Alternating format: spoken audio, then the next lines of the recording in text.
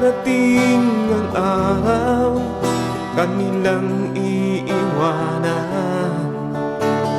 ang mundong itong puno ng kaguluhan. Lumilipas ang araw patungo sa kawalan. Huwag mo nang hayaang ikaw ay kanyang maiwanan. Si Jesus ang kasagutan, siya lamang ang kailangan. Ano ba ang pagkakaiba ng Hudyo at ng mga Gentiles? Ayan. Pag sinabing Hudyo, ito yung mga merong mga iba't ibang klase ng grupo ang Hudyo. Ayan. Tinatawag din po yung mga Israelita. Alam natin ang mga Hudyo, ito po ang pinili na bayan ng Diyos. Ayan, mamaya atin pong bibigyan ng pansin yan. Ay kalawa ang mga hintil. Ano ba ang mga hintil? Ayan. Ang mga hintil sa isang salin ng Biblia, ito po yung walang pagkilala sa tunay na Diyos. O sabihin na natin, ito ay pagano. Walang tunay na pagsamba, walang tunay na pagkakilala sa Diyos, hindi kabilang sa bansang Israel, hindi kabilang sa bansang Hudyo. O kaya meron pong malaking pagkakaiba ang Hudyo at ang mga hintil. Pag sinabi namang Samaritano, ito yung mga mistisong mga Hudyo. O, yung Samaritano. Naalala nyo na yung panahon ni Jesus Christ, sabi ng Samaritano kay Kristo, naku, ikaw ay Hudyo. Bakit ka nakikipag-usap sa mga Samaritanong katulad namin? Ayan. Kaya meron pagkakaiba yon. Mga mistisong Hudyo yan. Mga Samaritano, oo. Ang kanilang pagsamba ay sa bundok ng Gerizim, ang Hudyo naman sa Jerusalem. Ayan. Binibigyan na natin ng pagkakaiba. At ang Israel, mga kapatid, ang mga Hudyo, sila lamang ang merong tunay na pagkakilala sa Diyos. Sa katunayan niyo, kung maaalaala ninyo ang nangyari sa hari o sa isang kawal ng taga-Syria na si Naaman, na ayaw niyang makinig doon sa isang bihag na babae, no? Na merong sakit si Naaman na masamang pakiramdam. Pero sabi noong nabihag na babae na kanilang kasama sa bahay, kung ano ang sinasabi ng propeta, sumunod ka, sabi doon sa kay Naaman. Sabi niya, bakit wala bang tubig ang Damasco, ang Parpar, bakit kailangan ko pang magpabinyag o maghugas ng tubig doon sa ilog niyang Jordan? Madaling sabi ay nang mabinyagan o nang lumubog sa tubig ng ilog Jordan, itong si Naaman, ang kanyang testimony, mga kapatid, mismo hindi ito bayan ng Diyos, pero ay sumunod doon sa tagubili ng kanilang bihag na babae na isang Hebrew. Ang sabi sa 2 Kings chapter 5 verse 15, ang sabi nitong Syrian na si Naaman, ay ako'y natatalastas ko na ang Israel lamang ay mayroong tunay na Diyos. Ayan, pakinggan natin, gusto kong basahin. Basa tayo muna. Ayan, bago natin ilarawan. 2 Kings chapter 5 verse 15, ano ay sabi ni Naaman dito? At siya'y bumalik sa lalaki ng Diyos, siya at ang buong pulutong niya, at naparoon at tumayo sa harap niya. At siya'y nagsabi, narito ngayon, aking talastas na walang Diyos sa buong lupa. Ayan. Kundi sa Israel. Isinasama ko ngayon sa iyo na tanggapin mo ang kaloob ng iyong lingkod. Sa ibang salin, ang salita ng Diyos ay nakikilala ko na ang tangi sa buong mundo, ang Israel lamang ay mayroong tunay na Diyos. Pinatunayan ng Syrian na si Naaman nung siya ay gumaling o sa isang salin ang salita ng Diyos, sa buong mundo ay natatalastas ko ang Israel lamang ay mayroong tunay na Diyos. Kaya yung mga Hudyo ay isa lamang ang merong tunay na pagkakilala sa Diyos. Kaya ibang-iba ang mga Gentiles.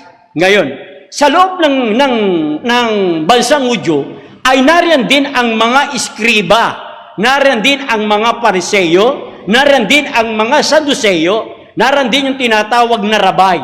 Ano ang pagkakaiba ng mga ito? Ayan. Ang Pariseo ay naniniwala na merong anghel, merong espiritu, merong pagkabuhay na mag-uli. Itong Pariseo ay isang masunurin. Ika nga sa batas, kung ang pag-uusapan ay pagsunod sa kautusan, matindi ang Pharisee.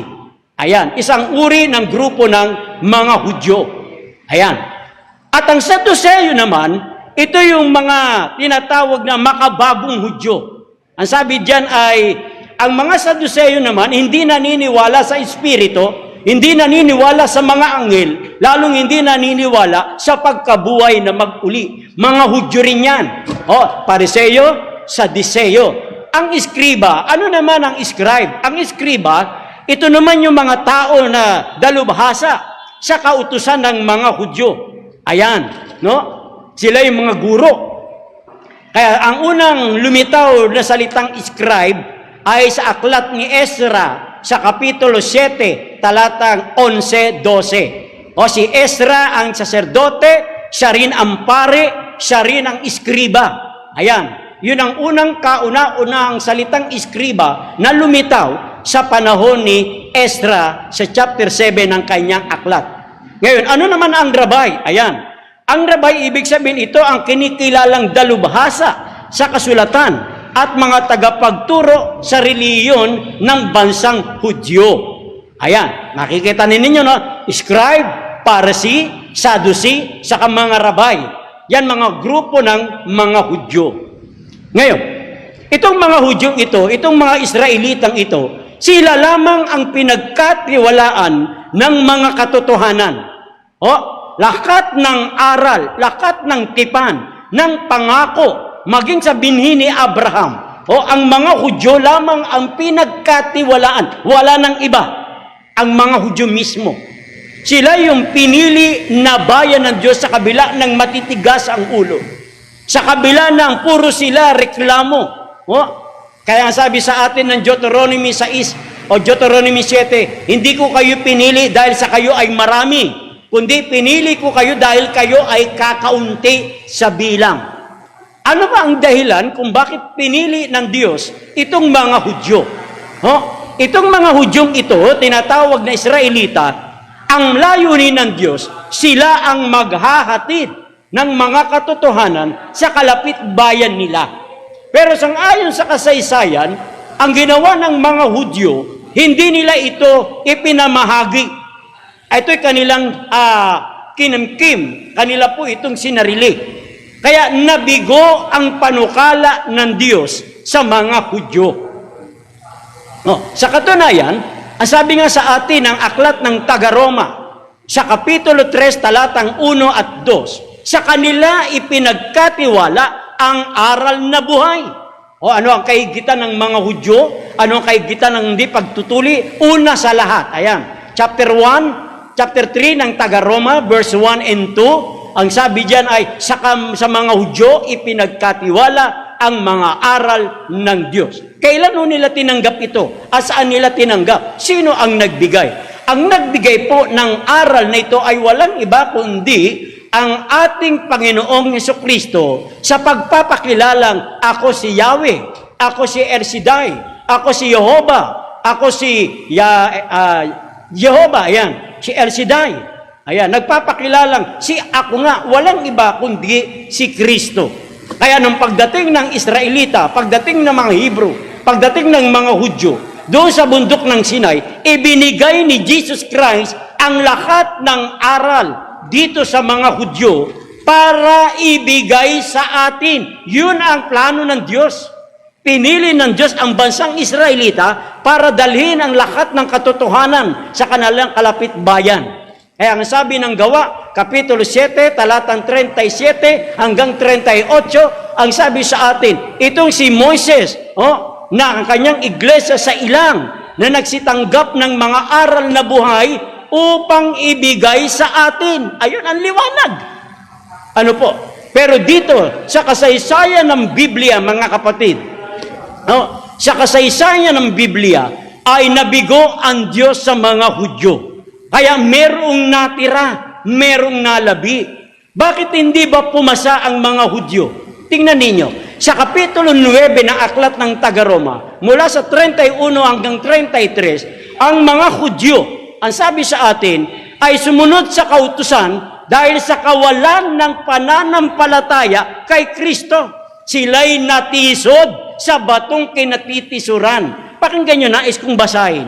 Sa Kapitulo 9 ng Aklat ng Taga-Roma, sisimulan natin sa talatang 31, ang mga Hudyo ay hindi nakapasa. Nabigo ang Diyos sa kanila. Tingnan natin, bakit ba sila nabigo? Ganito ang pagkakalahad. Datapwat ang Israel sa pagsunod sa kautusan ng katwiran ay hindi umabot sa kautusan iyan. Bakit? Sapagkat hindi nila hinana sa pamamagitan ng pananampalataya, kundi nang ayon sa mga gawa, sila'y nangatisod sa batong katitisuran. Gaya ng nasusulat, 33, inilagay ko sa sayo ng isang batong katitisuran at batong pangbuwal, at ang sumasampalataya sa kanya ay hindi mapapahiya. Ayan, nabigo ang Diyos sa mga Hudyo sa kanilang pagsunod sa kautusan, pero walang pananampalataya dun sa bato, walang iba, kundi si Kristo. Chapter 2 ng Aklat ng Ephesians, verse 20. Yung batong kinatitisuran ng mga Hudyo ay walang iba kundi si Kristo. Nais kong basahin sa isang salin. Ayan, salin. Dito po sa ang salita ng Diyos. 9:31 ng mga gawa. Ulitin natin. Ayan. Nabigo ang Diyos sa mga Hudyo. Bakit? Tingnan natin. Maging ang Israel nabigo sa Diyos. Bakit? 9:31. Ayan. Pero ang mga Hudyo na nagsisikap maituring na matuwid sa pagsunod nila sa kautusan ay nabigo. Bakit sila nabigo? Sapagkat nagtiwala sila sa kanilang mga gawa at hindi sila sumampalataya kay Jesucristo. Natisod sila sa batong nakakatisod, gaya ng sinasabi ng kasulatan. Ayan, kaya ang Israel hindi umabot sa pamantayang inilahad ng Diyos, kaya nabigo ang Israel. Nabigo ang Diyos sa kanilang panukala na dadalhin ng mga Hudyo ang mga katotohanan ito. Ngayon, kaya mapapansin po ninyo, nang mahikayat si Apostol Pablo, ayan mga kapatid nung mahikayat si Apostol Pablo, sabi ng Diyos sa Aklat ng mga Gawa, sa talatang 15, gagawin kitang pinakailaw. Kanino? Sa mga hintil. Ikalawa, sa mga hari. Ikatlo, sa mga anak ni Israel. Ayon. Ang sabi pa sa atin, si Pedro naman ay guro, apostol sa mga Gentiles o sa mga Hudyo. Kaya, pansinin po ninyo, sa time ng mga apostol, itong bayan ng Diyos ay galit na galit sa mga lingkod ng Diyos. Bakit ba sila nagagalit? Samantalang sila ang pinagkatiwalaan ng mga aral at ng mga katotohanan. Nasa kanila yung pangingili ng Sabat, nasa kanila yung pagtupad ng kautusan, nasa kanila yung tunay na Diyos, nasa kanila ang tunay na pagsamba sa Diyos, nasa kanila ang tipan, nasa kanila ang pangako. Pero nung mangaral si Apostol Pedro, nang mangaral si Apostol Pablo sa kanila, na itinuturo si Kristo, nagagalit sila. Nakita ninyo mga kapatid, kung sino pa yung bayan ng Diyos, nagagalit ngayon ang bayan ng Diyos dito sa mga lingkod ng Diyos. Bakit ba sila nagagalit? Ano ang kanilang kinagagalitan? Bakit? Kasi si Apostol Pablo, si Apostol Pedro, ang kanilang nire-rekomenda si Kristo. Pakinggan nun yan. Mababasa ho ninyan sa Kapitulo 4, mula sa talatang 17 hanggang sa talatang 19. Sa katotohanan, ayaw ng mga Hudyo ang tungkol kay Kristo. Kaya ang ginawa nila ay binabalaan si Apostol Pedro na wag nilang maririnig, wag nilang ituturo, wag nilang sasalitain ang tungkol kay Kristo. Basahin natin mga kapatid. Basa tayo Sa Gawa 4, simulan natin. Ayan. Sa talata muna nito ng 16 at patuloy, ganito ang sinasabi sa atin. Ano nga ang gagawin natin? Ayan, sa mga taong ito. Sapagkat kumalat na ang balita sa buong Jerusalem na nakagawa sila ng himala at hindi natin ito maikakaila. Kaya para wag nang kumalat ang kanilang pangangaral sa mga tao, balaan natin sila. Balaan natin sila na wag nang magturo tungkol kay Jesus. Ayan, sino ang nagpapabawal? Yung kanilang kapwa mga Hudyo. Kasi, ang kasaysayan nun ito, mga kapatid, nung magpagaling si Pedro at si Juan ng isang lumpo na nakaupo sa pintuan ng templo ni Solomon, sabi nga roon ay, silver and gold I have none, but in the name of Jesus. Diba? Tumayo ka. Kaya nakalakad yung lumpo Nagalit naman ng mga Hudyo. Yun po ang konteksto ng chapter 4 ng Aklat ng Mga Gawa. Kaya sabi ng mga Hudyo anong gagawin natin dito sa mga ito? Ay nakapagmilagro sila, nakagawa sila ng himala sa pangalan ni Jesus. Kaya sabi ng mga Hudyo, babalaan natin sila. Wag nang ituro, wag na silang magsalita ng tungkol kay Jesus. Ay parang nagpapanting yung tenga nila. Pagkalaging itinuturo yung tungkol kay Jesus. Kaya nagagalit itong mga Sabbath keeper Itong mga Hudyo rin mismo pinagkatiwalaan ng aral ng Diyos. Ngayon, tuloy natin. Pagdating sa chapter 5 ng Aklat ng Mga Gawa, tingnan natin ang 39. Ayan. Ang sabi sa atin, dahil binalanggo sila, ayan, eto na ang kasaysayan. Pinagbabawalan sila ngayon. Sabi nila, pero kung galing iyan sa Diyos, hindi natin sila mapipigilan. Hindi lang iyan. Baka lumabas pa na ang Diyos na mismo ang ating kalaban. Ayan, kaya sinunod ng korte ang payo ni Gamaliel.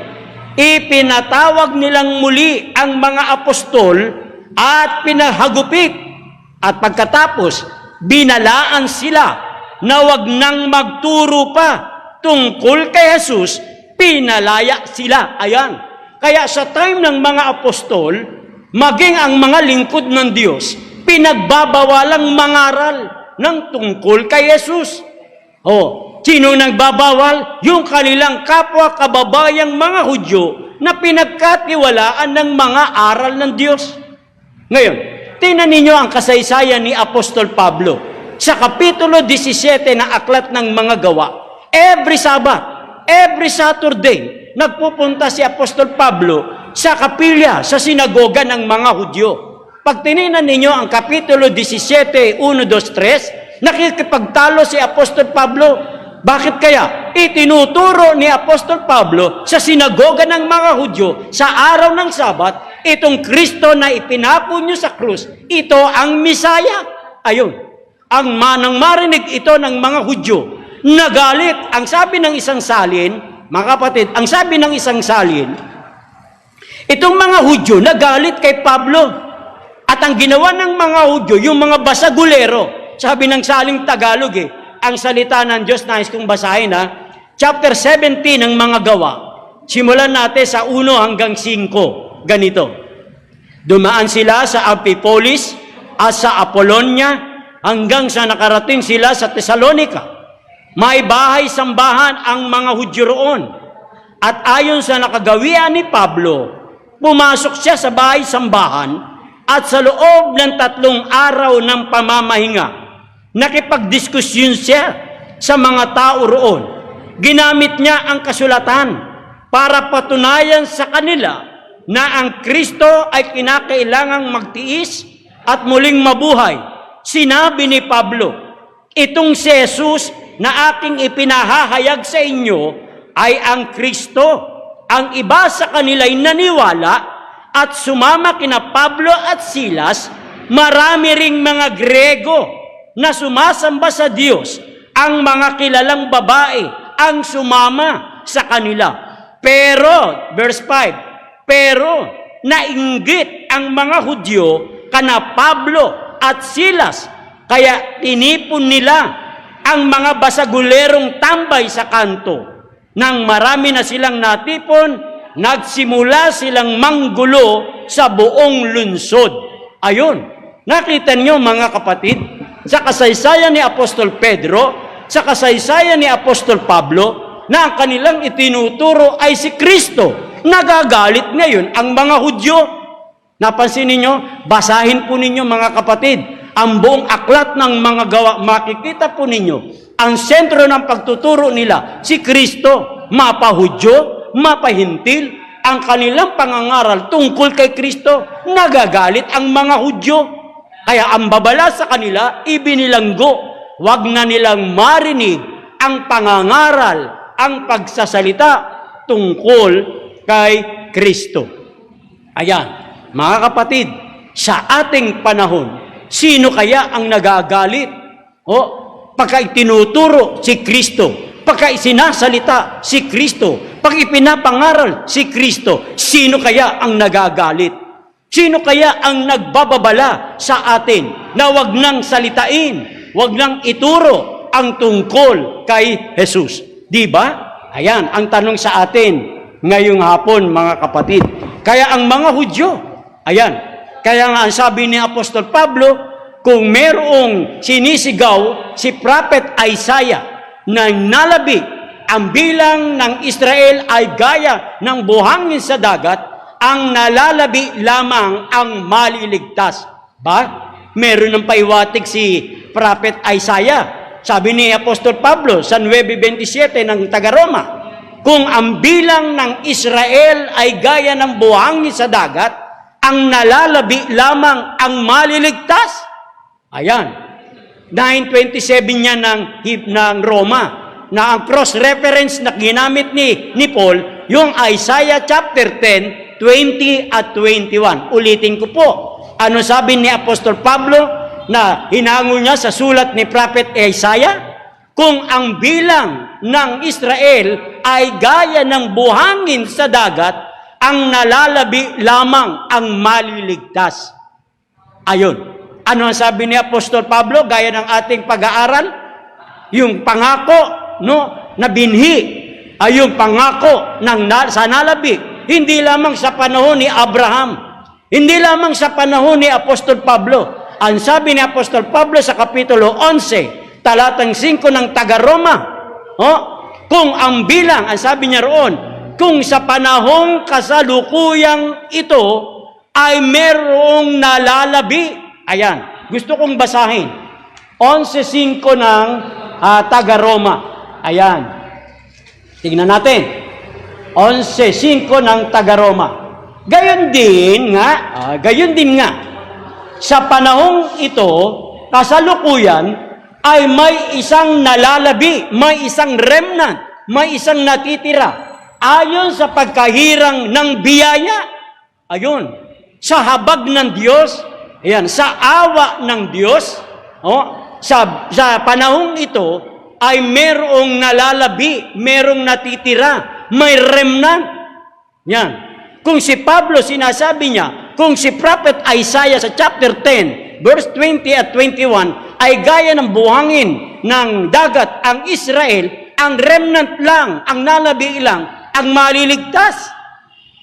Kaya diniin ni Apostol Pablo, maging sa panahong kasalukuyang ito, ay mayroong nalalabi ayon sa pagkahirang ng biyaya. Ayun, 11:5 ng taga-Roma. Ngayon, ano ang katangian nitong nalabi na sinasabi ni Apostol Pablo sa panahong kasalukuyang ito? Ayan, ano ang sabi ng 12:17 na aklat ng Apokalipsis? Narito, nagalit ang dragon. Sino ang dragon? Verse 9, chapter 12 ng Revelation, si Satanas, ang matandang ahas, ang diablo, ang dumaya sa buong sanlibutan. Yan yung sinasabing nagalit ang dragon sa 12:17 ng Apokalipsis. Bakit ba nagagalit itong si Satanas? Bakit ba nagagalit itong matandang ahas? Bakit ba nagagalit itong dragon? Bakit ba nagagalit itong diablo? Yun. Saan siya nagagalit? Doon sa babae. Ano ang babae? Yun po ang iglesia. Hindi po yung building. Pag sinabing babae sa Biblia, kinakatawanan ng grupo ng mananampalataya, tunay na nasa Diyos, tunay na bayan ng Diyos, tunay na iglesia ng Diyos, tunay na iglesia ni Kristo. Yan, ang sinasabing babae.